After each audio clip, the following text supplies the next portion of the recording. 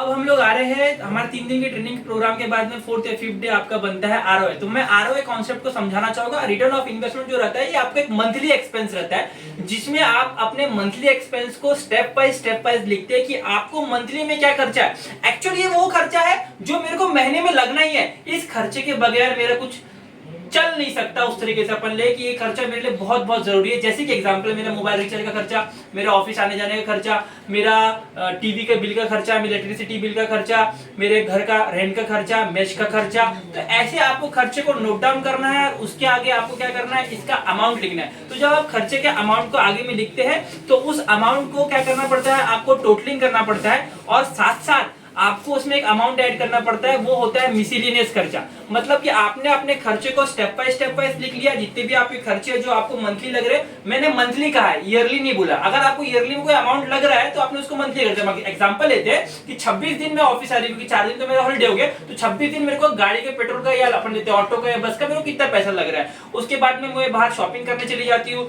मेरा beauty parlour का खर्चा हो गया, लड़कों का बाल काटने का खर्चा हो गया, बाहर कुछ खाने पीने का खर्चा हो गया। तो इस खर्चे को आपने क्या किया, प्रॉपर नोट डाउन किया, उसके आगे अपना अमाउंट लिखा और सबका टोटली निकाला।